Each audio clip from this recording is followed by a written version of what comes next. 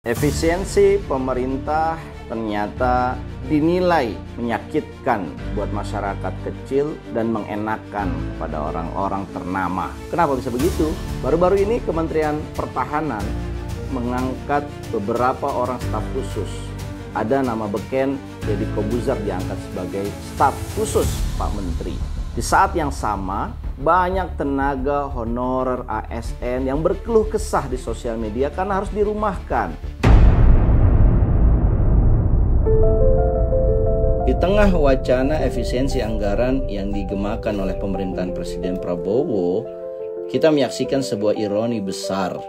Ratusan tenaga honorer dan pegawai kontrak yang selama ini bekerja keras untuk menopang birokrasi negara, kini harus menghadapi pemecatan massal dengan alasan efisiensi. Sementara itu, tanpa malu-malu, pejabat pemerintah justru sibuk mengangkat staf khusus dengan gaji dan fasilitas fantastis. Pertanyaannya, apakah ini benar-benar efisiensi atau hanya kamuflase untuk melanggengkan kepentingan segelintir elit di lingkaran kekuasaan?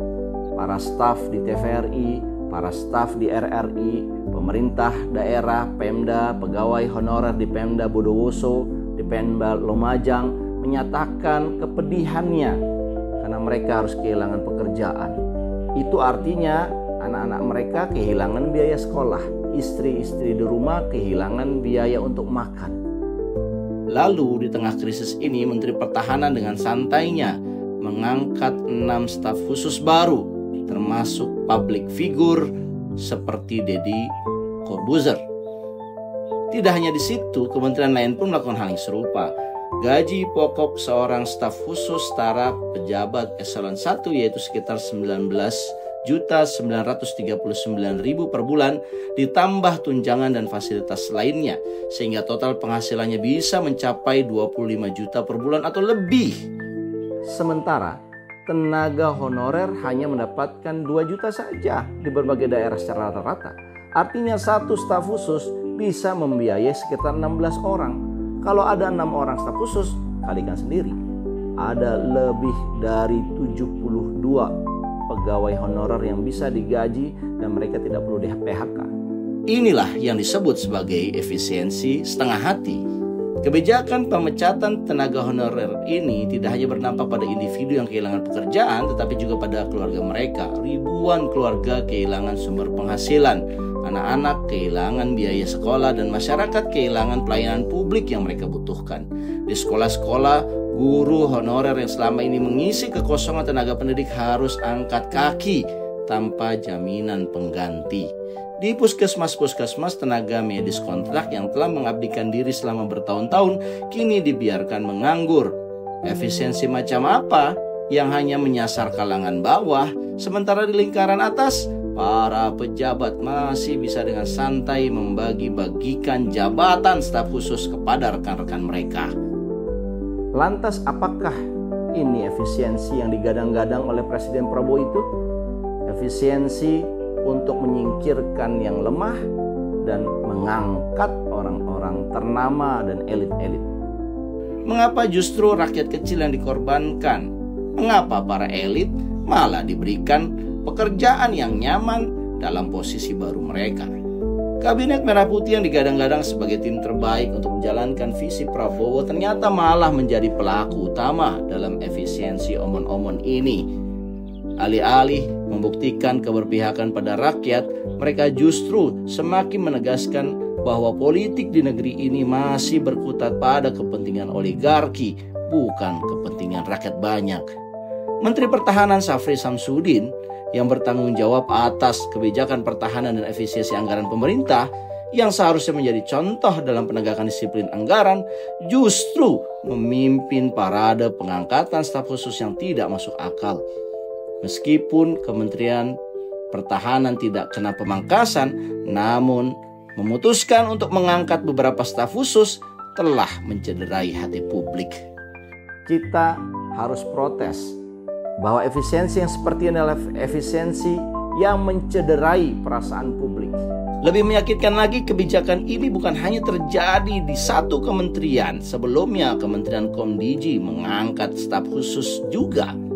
Tetapi Ini telah menjadi tren di berbagai instansi pemerintah. Rakyat semakin ditindas, sementara lingkaran kekuasaan semakin diperluas, diperkaya.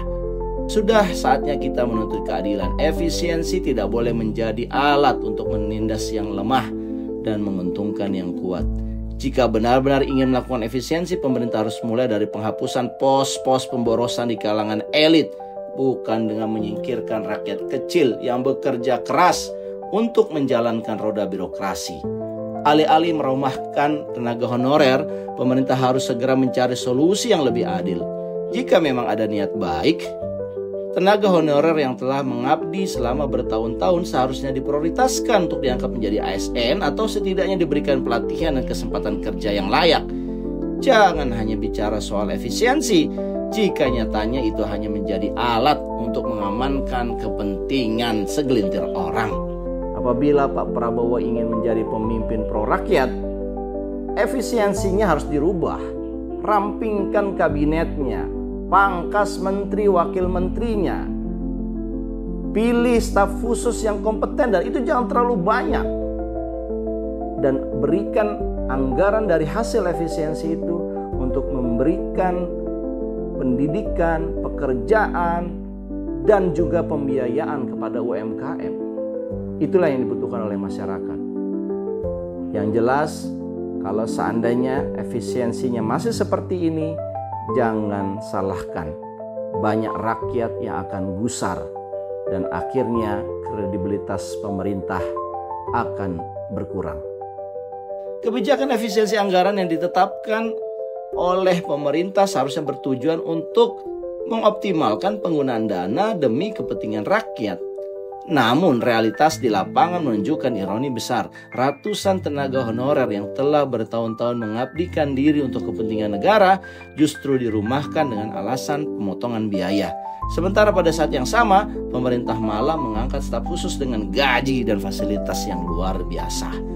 Situasi ini mencerminkan ketimpangan struktural yang semakin tajam. Bagaimana mungkin mereka yang bekerja langsung untuk pelayanan publik kehilangan pekerjaan, tetapi mereka yang berada di lingkaran kekuasaan justru mendapatkan posisi baru dengan bayaran tinggi.